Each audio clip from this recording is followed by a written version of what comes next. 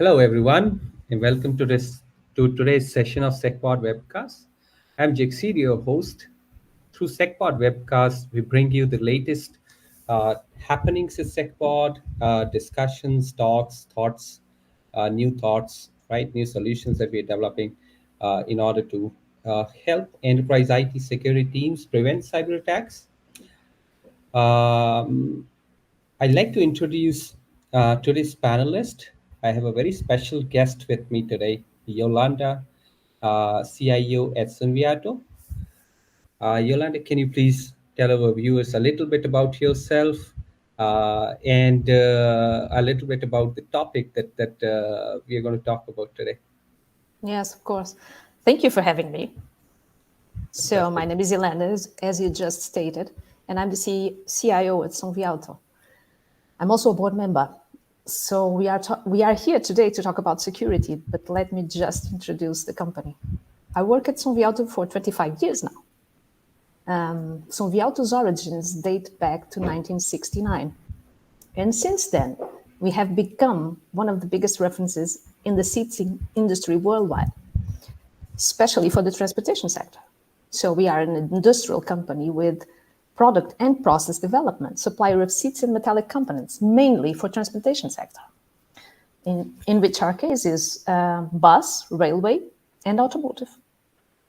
So my team is a team of two, and we do support all of the locations, which are Portugal, Spain, Germany, and Mexico. So you can see that we need some tools and partners to help us through this. So today we are here to talk about security, vulnerabilities, and which tactics can we apply to manage this. So I'll give it back to you.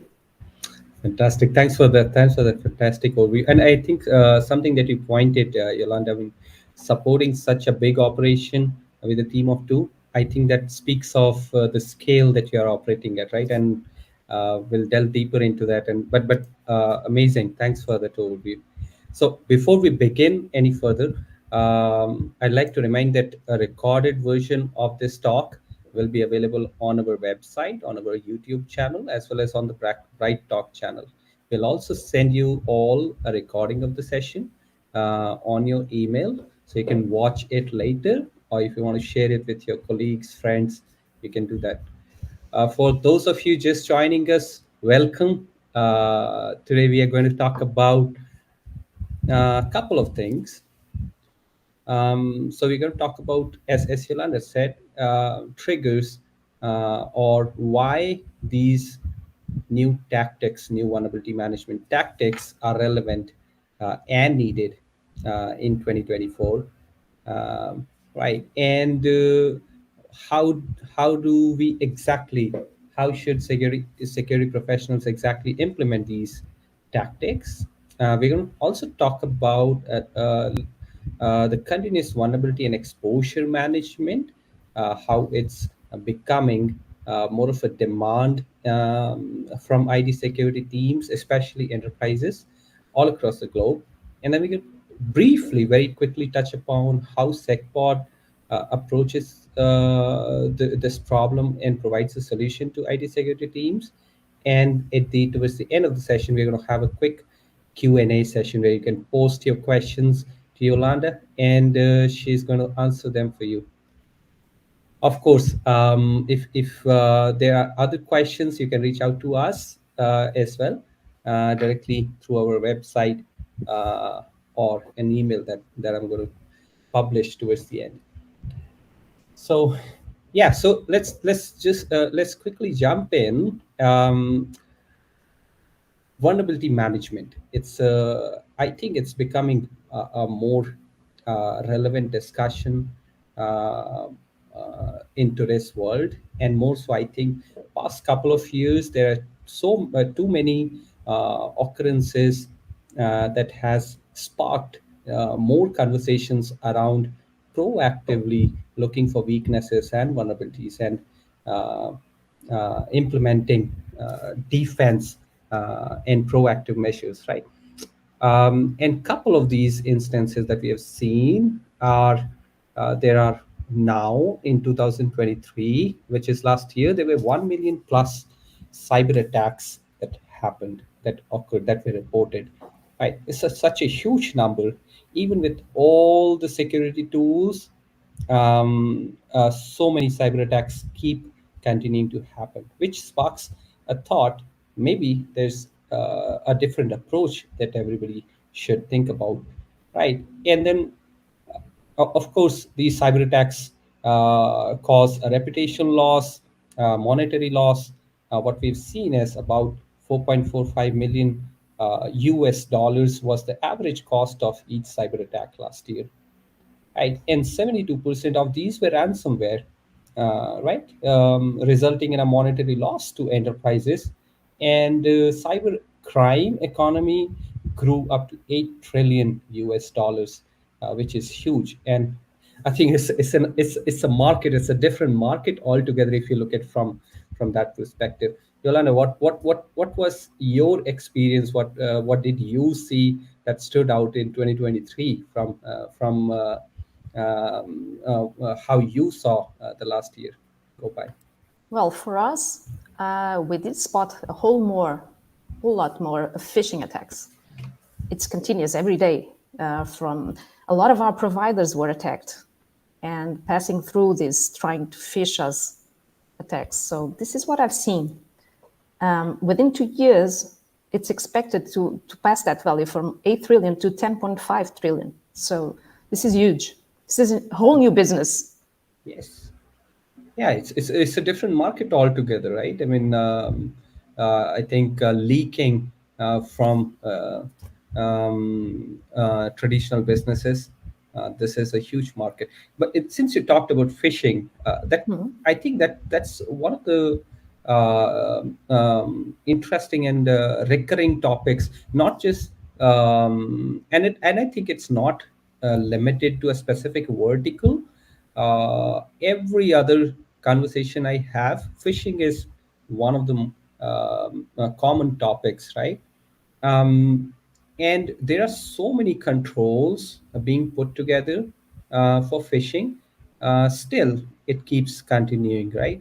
And attackers keep finding new and new ways to phish users. How do you see um, um, let me put it this way, right? From your experience, have you seen it go down, or is it spiky? Is there a trend that you see in that? And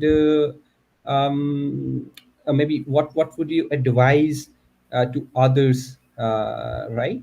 Specifically when they're thinking about controlling phishing. So we see a spike. There's one thing technology cannot do for us, which is the human factor. So we can train people, can launch attacks and evaluate maturity. But when a user clicks a link because he didn't see it right, he didn't look at everything, there's not much to do. At that point, we are at the remediation mode, which is what we want to prevent. So phishing is not much. How can we prevent this? We can educate, but tools and technology cannot help a lot here. Yes, there is technology to prevent some emails from arriving at the user mailbox. That's good, but it's not enough. Yeah. It's not enough. Oh yeah. So we keep being targeted by that. And it's not only phishing, is vishing, is squishing, is everything English. So they're coming from everywhere, from calls, from message, from WhatsApp, from everywhere. Wow. It's the attack surface, which has expanded drastically. Yeah, I mean, that's interesting, right? And maybe that also contributes into some of these triggers, as you said, right? There are spikes, but then again, there is a continuous rise in cyber attacks.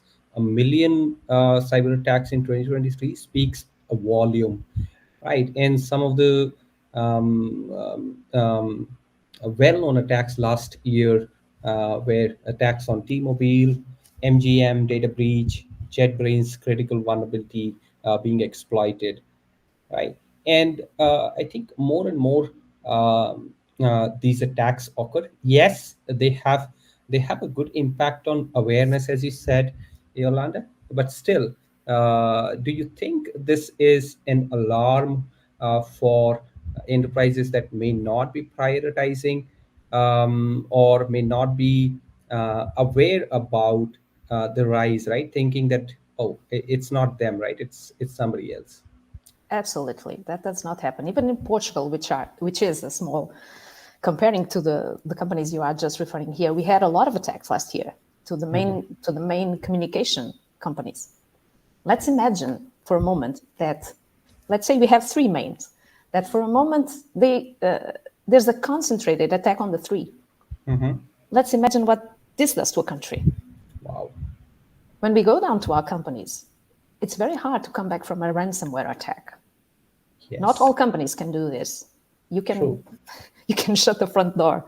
Yes. True. So we really need to be preventive about this, avoid at all costs. Of course, we need an incident response plan, and we need to be able to recover. But let's bet on the prevention. Let's limit the vulnerabilities, which a lot of ransomware attacks come from. Yeah, I think rightly said, right? I mean, the positive out of this is more and more people prioritizing their plans, prioritizing their technology stacks, not just limiting to reactive or, as you said, right, having a proactive approach as well, preventive approach as well. Right. Another trigger that we saw, and I think it's a hot discussion in the CISO and CIO community today, are recent changes in NIST, the new update in NIST 2. Would you like to share a little bit about that? What is the impact of such regulatory policies maybe in your close network, and how you see other CIO and CISO communities looking at these changes? So again, yes, this is very important for us. Every business has some kind of regulatory policy to oblige with. So every one of these cybersecurity frameworks relies on risk management. So we need to manage the risk. And let's not get out of touch with the main reason for this. It's because we want to protect assets and information, because our information is very precious. So for me, following these cybersecurity frameworks is a must, not because I'm obliged to or because I will pay a fine if I don't comply, but because they help me steer the right direction and help me manage the risk and point me to the right way to do things. So for me, it's only natural. Oh, yeah. Everyone is worried about this. Not only this one. There's GDPR and data protection. There's a lot of them. It depends on the business. But yes, NIST, the version 2 is now applicable to a lot of companies. Pretty much everything. Yeah, I think again I think the positive that happens from awareness perspective, as you said, right? It's not just being afraid of the fine, but it helps you assess the risk and minimize it, right? Uh, um, Great. And I think there was another very big, I think, huge discussion around the Uber incidents where the CISO was cornered, right? And maybe these also result in strategic transformation in the industry, where new strategies or a new leadership coming in with a new thought process, right? These becoming triggers for VM tactics, as well as an opportunity for IT security teams to revamp their programs and approach, right? Was this any transformations that you saw among your peers from from these transformations that happened during the last few years? So this is about involving management. It's very hard for us to explain security to non-tech people. Interesting. Yes, it is, because we are always preparing. It's like your car alarm. Yes, it's very good, but that does not protect you from everything. So in security, we are always talking about use cases. And there's no way I can protect for all of the use cases. So we go to the board and we ask for a budget to implement a certain kind of policies, controls, technologies. And then they ask me, okay, is this foolproof? Mhm. And I will say, absolutely not. That's And a then the problem begins.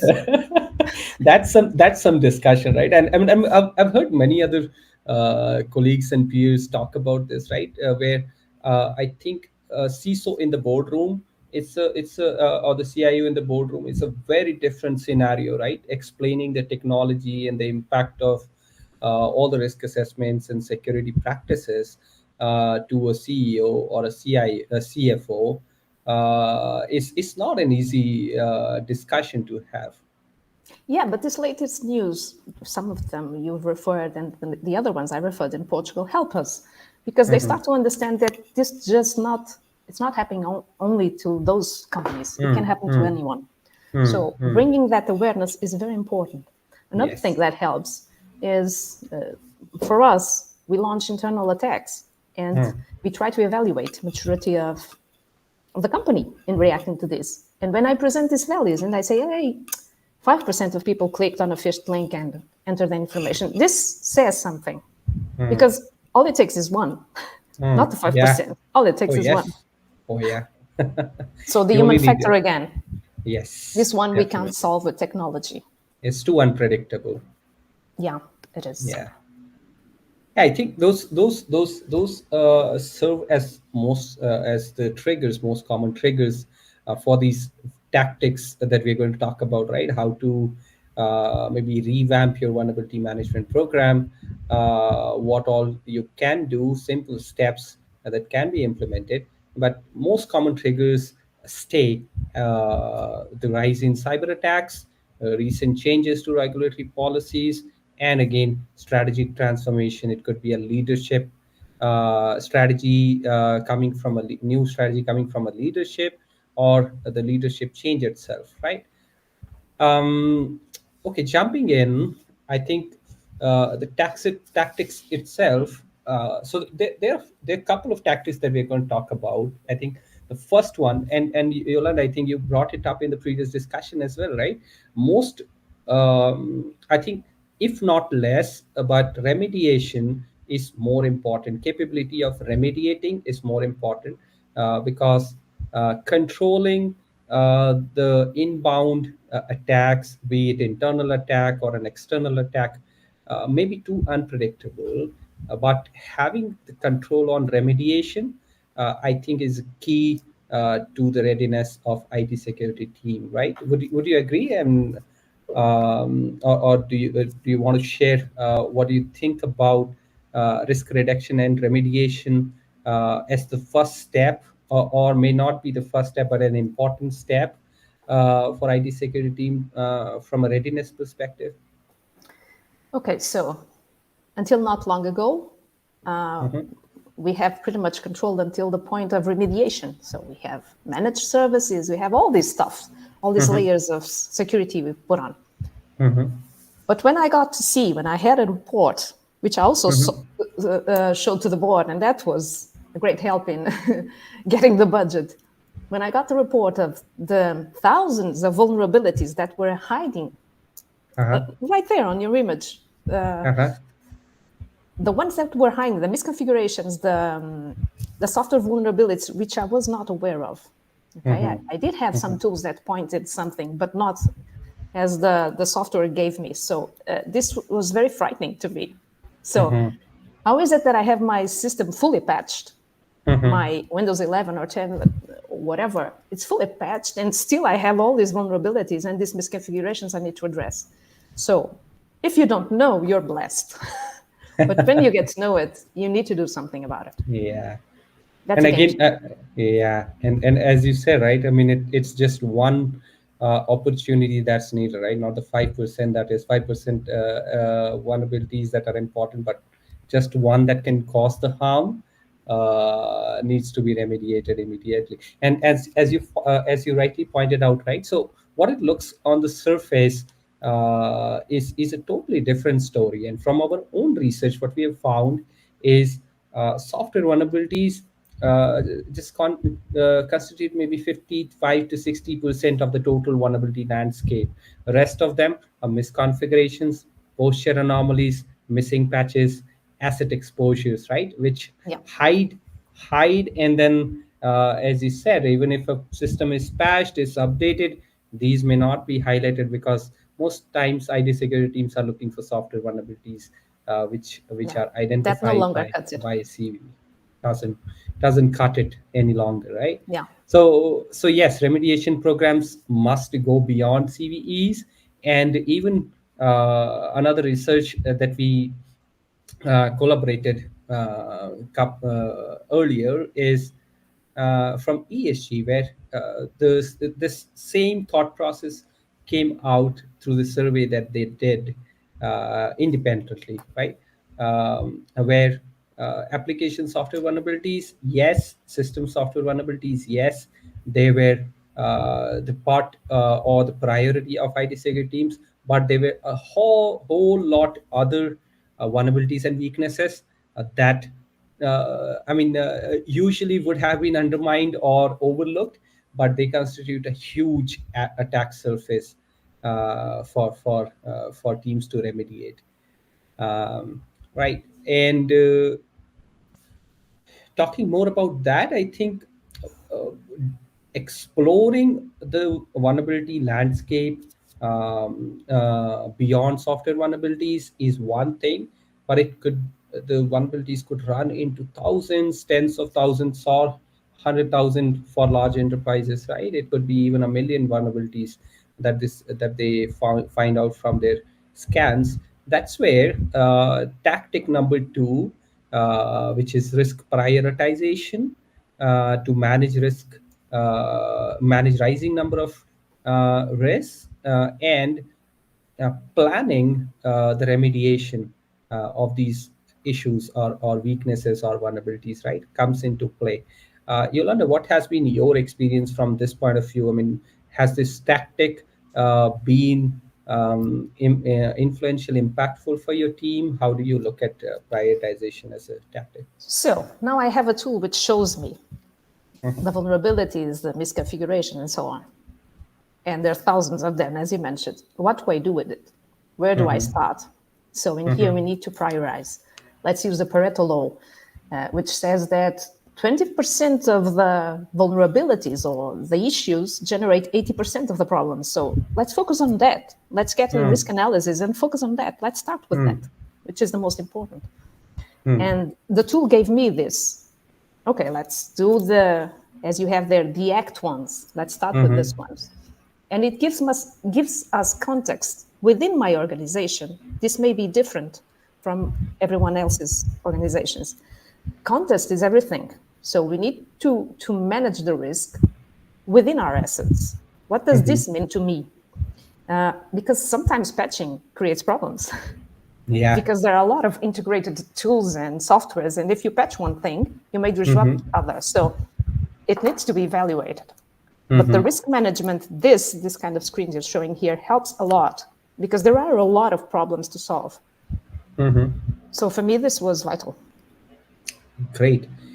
Great. And have you seen any difference? I mean, just without this, if teams do not have this risk prioritization, um, can you speak a little bit about the pain that teams go through? If you have heard from other peers, right, where if they don't have this kind of a prioritization, then what kind of experience are teams going through?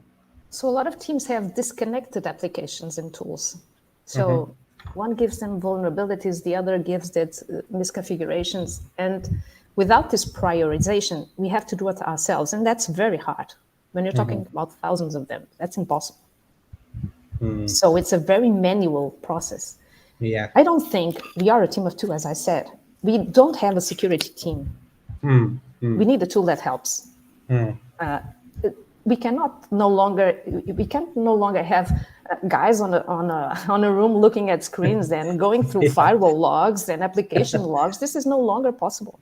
We need to take Yeah. advantage of the tools of AI and ML and everything that can help us, basically, because the attackers are using this. So Yeah, absolutely. I mean, interesting point that you brought out, right? If attackers are using, why are teams staying behind? A different, maybe off-topic discussion. but do you see availability of good technology also a challenge to IT security teams, or is that not a challenge into this?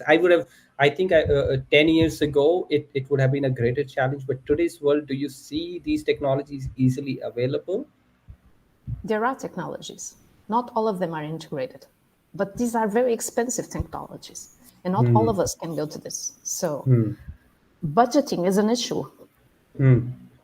Yeah. Budgeting for security is very hard because Hmm. companies need to budget for, in our case, production, for machines, for Hmm. investing in Hmm. people and training.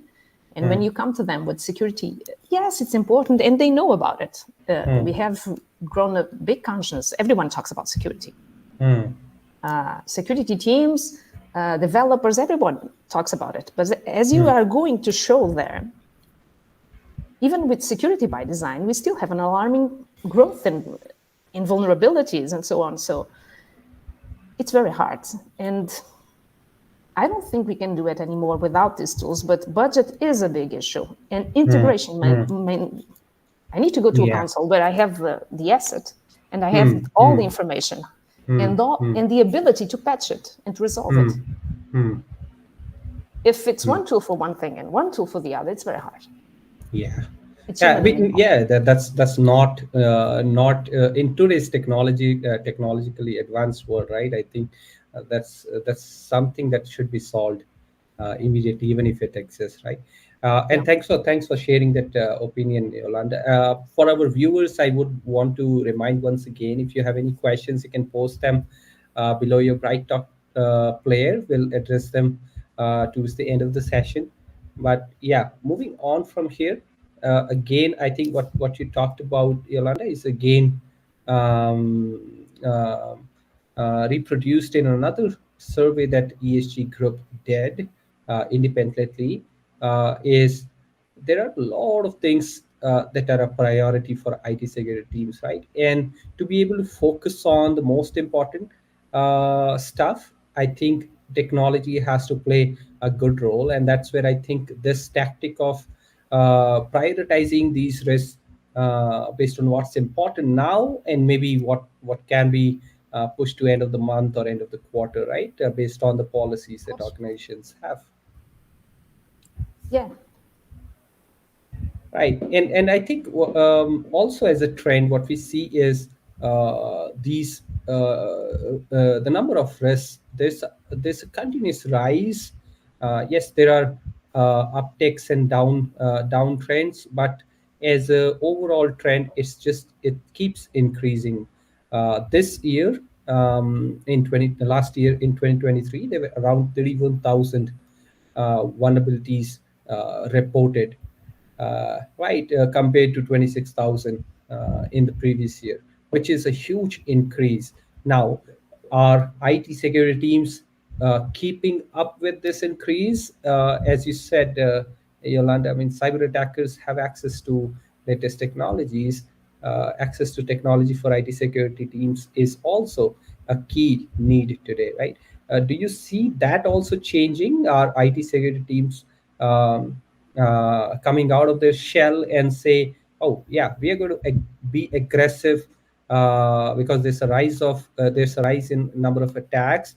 We want to up our game and be at par, right? If not below than the attackers." I see my partners being worried about it, Mhm. but I still see a lot of betting on the remediation, Okay. still investing in the tools to remediate and to treat the incidents. Uh-huh. But there's a growing concern in finding tools that help us do this, Hmm. discover Hmm. these vulnerabilities before the attackers do and patch them. Yeah. But this is not something we can do. We need a Hmm. company, a security company, to help us do Hmm. this, and we need to Hmm. manage it again Yeah. within the risk appetite that we defined Hmm. for our organizations and what it means to patch and what we Hmm. need to patch. Hmm. So, with no tools, I don't see this being possible. With the volume of vulnerabilities we are discussing here, it's impossible. Yeah. Yeah, and I think that's again falls back on vendors. to be proactive and help CIOs, CISOs, and IT security teams have all the technology, right, that they need. Yeah. Yeah, I think there are more numbers, but yeah, all the numbers point to one thing, and that is risk prioritization can really help teams plan things better, plan their remediations better, and again, with the help of technologies, expand their purview from maybe one type of risk that they are focusing on, and then look at the entire infrastructure. Right. That brings us to tactic number three, and I think you brought this earlier, Yolanda, in your discussions, right? Integrated technologies that are continuous, and they technologies that have automation, right, are forming are as key pillars of cyber attack prevention strategies for IT security teams. What is your opinion or experience about the need of these? I remember days when scans were ad hoc, right? We would just On demand on or demand, scheduled. right? Yeah, and it On took a long schedule. time, and Yeah. it took down the resources of the machines. Yeah. Yeah. So do you see that changing now? Yes. Are still I mean, are still IT security teams dependent on ad hoc scans? No, I don't think so. Well, it depends on the solutions they have, but Mm-hmm. EDR now works Mm-hmm. like this. It's always scanning. It needs to be continuously because there's always jumping in some new information, some new vulnerability. Now, if there's a group attacking whatever, exploiting this vulnerability, and we need to know of this. So it Mm-hmm. needs to be all the time. Mm-hmm. We cannot log and live with one scan a day or a week or whatever. This just doesn't cut it anymore. Yeah. Great. So continuity from an integration automation point of view, are you happy with whatever technologies you have access to, right? I mean, or do you still feel there's a need for vendors to invest more on integration? How each of these vendors in the ecosystem integrate with each other, work with each other, and of course, reducing the manual effort for the end user.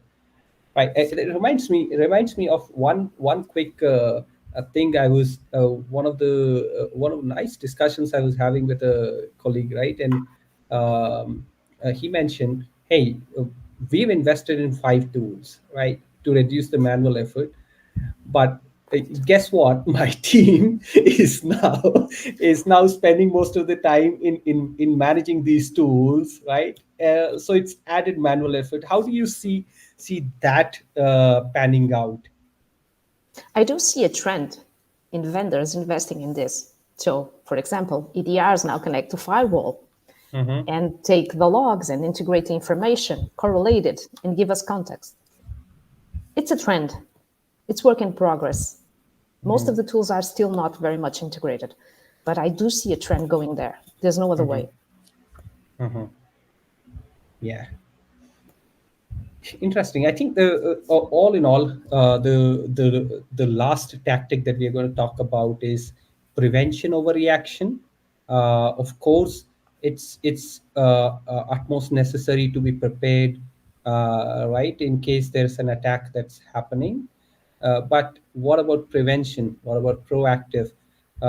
Would you like to share your thoughts about this, Yolanda? I mean, how do you see IT security fraternity opening up to this thought of investing, if not too much, but at least a substantial effort in proactive approach as well? Most of them, they have reactive security well put in place, but do you see proactive or prevention approach also gaining importance? Yes, of course. Everybody's searching for this because, okay, we now have tools to try and resolve when we have an incident. We have backups to recover from if everything is okay. But we do need to put our shields up to prevent them from getting in. So Mm-hmm.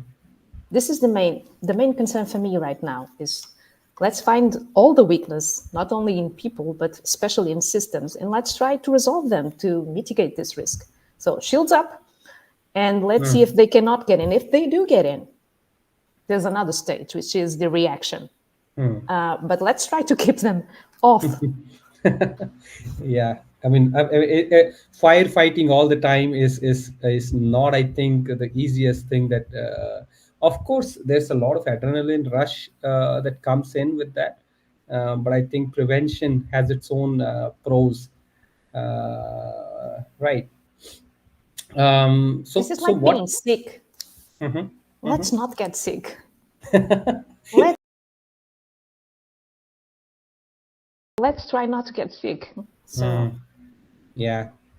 Yeah, and I think COVID was a good reminder for everybody, right? I mean, prevention was the only for most of the duration COVID was there. Prevention was the only method, right, to stay away from COVID. correct. Yeah. Very good example. Yeah, and I think so. So the approach that we're talking about for IT security teams is in addition to reactive approach, where security teams are focusing on attacks, then threats, then exposure and vulnerability. As the last step, proactive approach just reverses the reactive approach, and this is where IT security teams focus on vulnerabilities, find out all the weaknesses in the infrastructure, software, hardware, network, right? Everything else, and then assess which of these vulnerabilities could be exposed or are exposed, In and our then ask, context. oh yeah, and are any of these becoming threats, or could be attacked, and then are these really getting attacked, right? So both of these approaches implemented together, I think it can create a lot of impact. And as you said, Yolanda, more people are searching for preventive tools, right? As part of our the team at SecPod marketing team, and that's another discussion, right? Often marketing doesn't contribute a lot to security, but what we saw here from SecPod's marketing research is we see more and more people looking for vulnerability management, right? Searching for vulnerability management than antivirus, and the trend is reversed, is getting reversed, right? Do you see this also maybe a reminder, or speaks of awareness of the preventive approach? Yeah, so antivirus is a piece of the solution. And we've got that part pretty much covered. It's a mature model. What we don't have really well covered is the preventive. It's it's a vulnerability management, pretty much. So that's why people are looking for it, because there are not a lot of tools and a lot of practical and simple tools to use. So we need to search for them. So this is what I thought it would be. Nobody looks for antivirus anymore. It's part of the solution, but it's a little piece. Yeah. It's the old days. Yes, and I think so. As a summary, the four tactics that Yolanda thinks are really necessary for ID security teams, right? And we as SecPod also endorse this, is remediation and detection and remediation beyond CVEs, risk prioritization to control or manage rising number of risks, having continuity, integration, and automation as the key pillars of your strategy, and then prevention over reaction, not eliminating reaction, but yes, paying some attention to prevention as well. These tactics are proving beneficial for IT security teams in 2024 so far, and we see that these will continue to create impact. Of course, there's a huge discussion around what's AI going to do in all of this, but Yolanda, Do you have any other thoughts here that you would like to for IT security teams to follow? So the tools will have to incorporate the AI and ML. So this will help because everyone else is pretty much doing this. The attackers Mm-hmm. have these tools and they're using it. So for us, it's knowing our territory and our weaknesses Mm-hmm. and remediate as much as we can. Mm-hmm. It's pretty much this. Use a risk-based approach because there's no other way to manage thousands of issues. So, and this is a daily daily Mm-hmm. job. Every day we need to look at this. Otherwise, we can go from when I started using this tool. Let's say I had I don't know, 60% of security posture, and we've gone to 90%, for example, Mm-hmm. today. But tomorrow something comes new, Mm-hmm. and Mm-hmm. I'm back on the 80. So Mm-hmm. it's everyday job. Ah, The tool helps, but you interesting. need to look at it every day. Great. Great. So yes. So I'll talk a little bit about this as well. So as part of what Yolanda said, right? As a summary, and so far what we've discussed, all of them adds up to uh, having a preventive approach, having a continuous, integrated and automated approach to detection remediation, right, and prioritizing them well, prioritizing risks well to plan your remediation properly, right? And then, of course, at all times, having the visibility into assets that you are supposed to secure. And that is what goes into the CVEM, Continuous Vulnerability and Exposure Management Framework that SecPod evangelized and is building its technology solutions around. Right. So what this framework proposes is for all IT security teams to have this framework implemented in context of vulnerability management, where you are able to visualize all the assets and the infrastructure that you're supposed to secure and monitor, and followed by a normalization practice, which is basically looking for outliers, rule breakers, any trends, any deviations from standard configuration. And this happens even before you have detected vulnerabilities or other stuff, right? So normalizing your asset infrastructure to make your IT known good, then followed by a detection practice, which should not limit only to software vulnerabilities, but also should look at misconfigurations, missing patches, any other policy deviations, right? So all of these being detected, and then since these detections or the issues could be huge in numbers, the framework then proposes a prioritization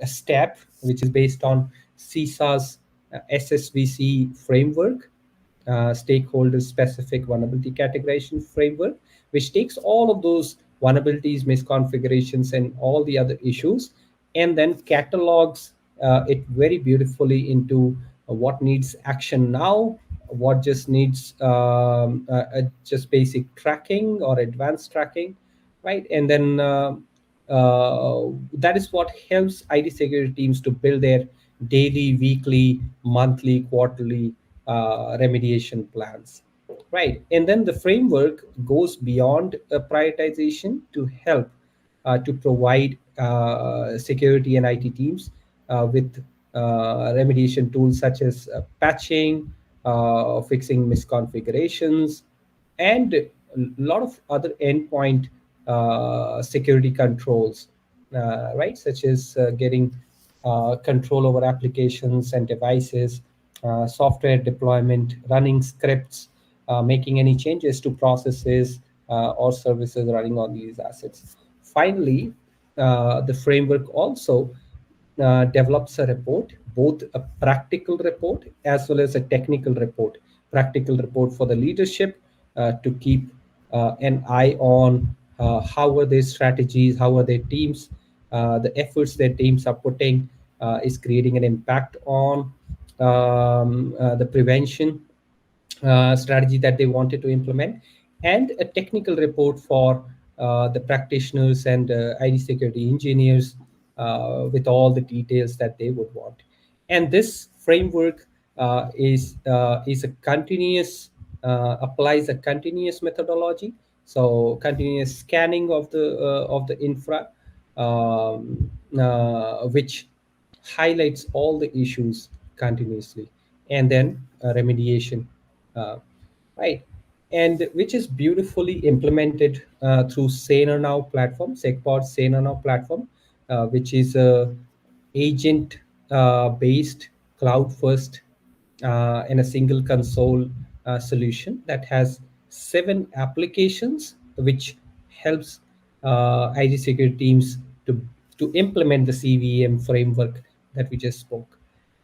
Right. And there are various solutions that IT security teams can build with this platform to solve use cases in visualization, normalization, or detection, prioritization, or remediation and mitigation.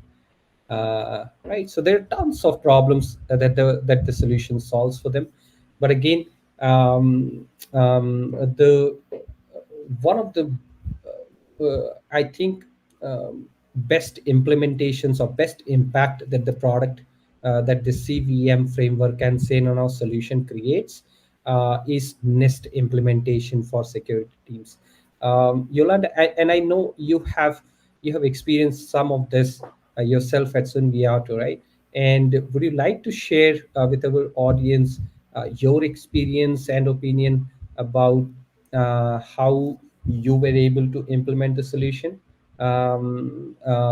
maybe in context of Nest, or any other problems that that you were trying and your team was trying to solve?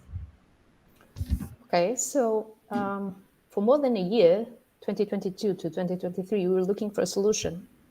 First, to patch systems, then to find vulnerabilities. And it was hard to find one that could do all of this with an affordable price and without being too much complex. We finally found Saner by the end of 2023, and we started using it 2 months ago, so it's pretty fresh. We only have 4 of the modules just yet because we can't handle them all for now. Again, a team of 2. So in our experience, the onboarding was very pleasant.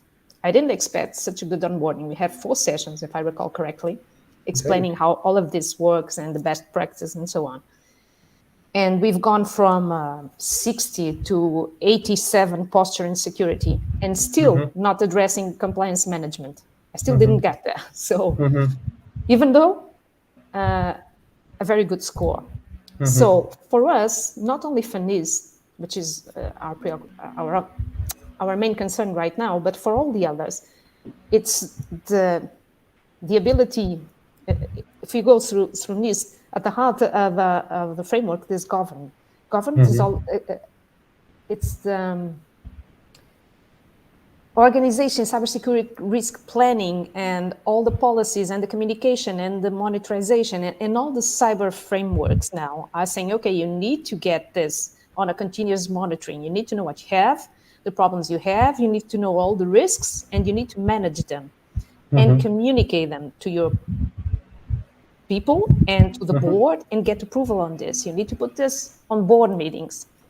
And so the tool gives me this, and it allows me. You just mentioned the reports, which are very good for audits to the frameworks and also to the board. So this helps us.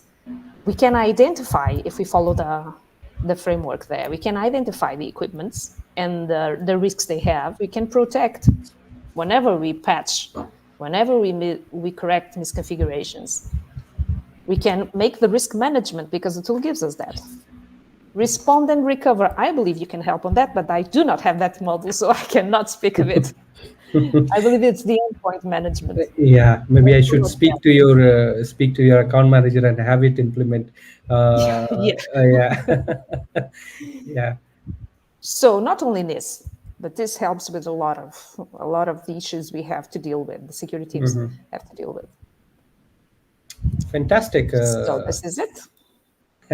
And that's thanks for that, Yolanda. I think that's a very nice, nicely put, and I think elaborating the implementation. I think that brings us to our Q&A session. Let me just check what questions we have from the audience. Yeah, we have a couple of questions. Maybe I'll put them to you, Yolanda, and see if you would want to take a shot at it, right? Okay. So we have a question that says, while compliance regulations are good baselines to have while strengthening security postures, uh, how do I build on that to improve my security posture if the regulation does not cover everything? If the regulation does, it depends on the objective. Hmm. Where are you going to? We can say we want to protect everything, Hmm. but there's no, well, I don't know the size of your security team, but I find that we started our journey in Sunviauto in 2018, I think, with ISO 2701 and GDPR. Hmm. And I find that pretty much they talked about the same, how you need to protect data. Although 2701 has the controls and makes a lot of suggestions, in Portugal, we have a center for cybersecurity, which also has a lot of guides and mappings to whatever you need to do. So it's not a question of not having the maps. I think most of it is you don't have the tools or the manpower. I don't know if this is where you're going to, but Got it. Yeah, I think, yeah, again, it depends on the objective that you're trying to solve, right? Regulations can only yeah. guide and put those regulations in place. I mean, put those, help you devise a good plan. But again, yeah, I think your objectives define how you want to implement things. Another question we have is, risk prioritization tools typically accommodate vulnerabilities alone. I think we talked about this earlier. We did. How do I prioritize misconfigurations and other risks? Okay. The tool gives you that. It gives you the risk analysis and the ones you need to act on and the ones you can deal with later. So again, without tools, this is very hard. Yes, you can go through the CISA page and look at the CVAs, but it's impossible. Yeah. Yeah, definitely. I think a follow-up question there was, does continuous detection eat away system resources, hamper user productivity? It depends Can you on the repeat it? technology, I guess, right? Yeah, can you repeat the question, please? The question was, doesn't continuous Oh, detection eat away system resource and hamper user productivity? again, yes, it depends on the technology you're using. I found that the tools we are using today, which is Senner and CrowdStrike for NDR, are very light. This was a big concern for us because traditional tools, before we used Kaspersky, and this was a big eater. Yes, Wow. this one did use a lot of resources, and this is very important nowadays because applications are evolving every day and using and consuming a lot of resources. So we need to have this in attention. So it depends on the technology and how it works. Hmm. Hmm. Yeah. Another question we have is integration automation. Okay, the question. Okay, we talked about this. I think the question was, integration and automation are key, but often applying patches doesn't need some manual monitoring. How does CVM accommodate these changes? Yes, So it does. yeah. I think we mentioned this briefly. Patching software is not very hard. But when you patch, let's not say patch, when you correct a misconfiguration, this can have an impact because you have applications connected to each other. Let's say you had a default password on some equipment or some tool or whatever. And the software says, oh, you need to change this. Okay, I'm going to change this. But if there are other applications or systems connected to this, you need to have this you need to be attentive to this because this can break the other tools. And Cernet gives you the ability to do this and revert it. There's a way to revert this configuration. So pretty much controlled, but yes, this needs attention. Yeah. True. There's no tool to do everything, even Oh with yeah. AI. This That's a needs to dream. be monitored, to Yeah. the least. Yes, and I think that's a dream, and in other words, could be a false expectation from for a tool to have everything, right? But yes, if a tool is good at solving a problem, very good, I think it does it. It does I it. don't think it's even a best practice. We always talk Mm. about this. Should I have an antivirus of the same brand or of my firewall? Mhm, Maybe mhm. not, because if it gets attacked, everything is attacked. Oh yeah. It's like having two providers for an internet access. Mm, It's good to mm, have options. It's good to mm, have more than one technology. So mm, we can't make just one software to solve anything and everything. I don't think that's possible and desirable. But let's mm. reduce it to the minimum. Yes, of course. Yeah, great. I think so. So we have one last question, but before that, if anybody wants to post your questions, please feel free to put them in the chat box below your player. I think the final question we have, Yolanda, as of now, is it possible to implement CVM with other tools available in the market? I've seen a couple.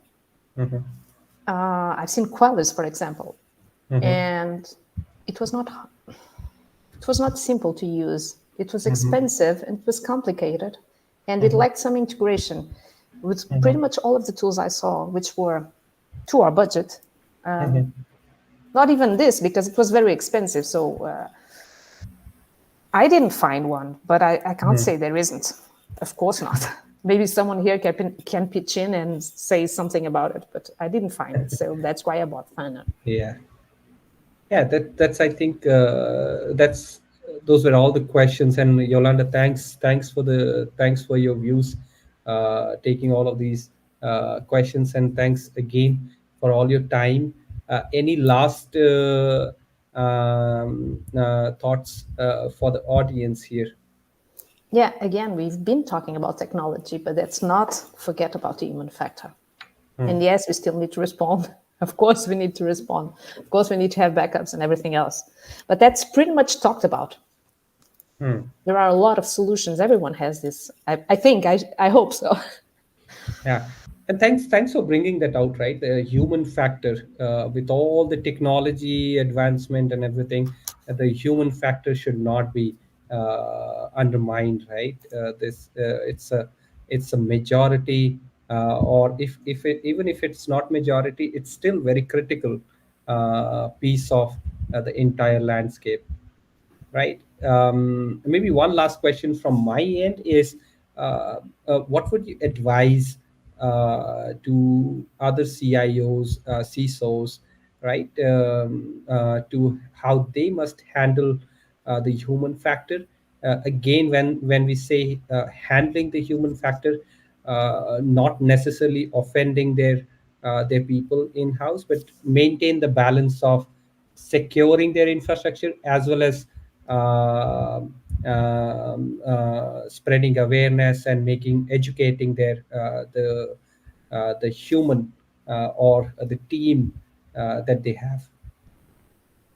Yeah, different kinds of education. The security team needs, of course, training, but the end users, that's a whole different ballgame. We need to train them, yes. We need to launch internal attacks to see how they're handling it. We need, that's what I've done what my team has done we have two cybersecurity trainings a year. One's a big one. It talks about policies, sorry. And it's more extensive. It's a 1 hour training or more, talks about everything you should and should not do. The other one is in October, and it's the cybersecurity awareness training. And this one, we gamify it. Oh, interesting. And it has been very nice to see because it changes everything. So we still give a small training, and then we put up the questions, gamified, and we even have some presents for the guys who stay on the top 3. Wow, So amazing. this has helped a lot. Amazing. Apart Amazing. from this, we also send automated, still a bit manual trainings. We choose from a tool and we send it. It could be fully automated, but not yet. But we send trainings two or three times a year, small trainings for GDPR, for phishing, small trainings, and we track the record. It's still not, we still can't get 100% of persons going to the trainings. This is difficult because people are occupied with everything else. But gamifying has helped a lot. Fantastic. So I you think want to make from your users, I'm stealing this one, it's not mine, a human firewall. I don't think it's no before or InfoSec, I don't know, but it's human firewall. So if you get them on board, if they understand the risks, if you talk about examples that they can understand from your country, not from the EU yet, in our case, from Portugal, not from the US, and not talking about generalists, if you give examples they can understand, it helps. It helps. And you need to that's train really everything, interesting. the phone, the message, not only the email, because that's no longer the case. Yeah. We've Yeah. got attacks from phones, from it's squishing now. It's WhatsApp, it's everything. Oh, WhatsApp, yeah, WhatsApp is deadly now, right? Yeah, correct. It used to be very secure, very personal, but I think there's a lot of invasion happening there, right? And that becomes another, because hardly anybody expect phishing attacks on WhatsApp, because that's their personal property, right? Everybody's personal property. So Yeah. coming in from there into the organization, I think that's I think dangerous. But yeah, I mean, I appreciate all the things that you said. I really liked the gamification that you suggest, right, Yolanda, that only increases the adoption. Yes, you cannot force everybody to attend, but yes, gamification helps a lot, and it People could get be engaged. they get engaged, right? Thanks, Yolanda. Thank It was you. amazing having you here. Thanks for on behalf of the audience. I thank you a lot, and we look forward to maybe another session where we can talk about the human factor. Right? I Okay. think there's a lot of discussion that can be done there. So, as a closing statement for our audience, SecPod Sena Now platform is a continuous vulnerability exposure management solution. IT security teams use it to discover, prioritize vulnerabilities, install patches, comply with regulatory standards, get asset exposure, implement security controls, and a lot more. I can't just keep speaking. There's a lot of things that you can achieve with the solution. You can get a free trial at www.secpod.com. Once again, we will have a recorded version available on our website, YouTube, and Bright Talk channels. We'll also send you an email with the exact URLs. Please keep tuned to SecPod webcast. We'll see you on the next session. Thank you for your valuable time. We wish you a happy time ahead. Thanks, Yolanda. Thank you, Much everyone. appreciated. Have a nice day. Bye bye.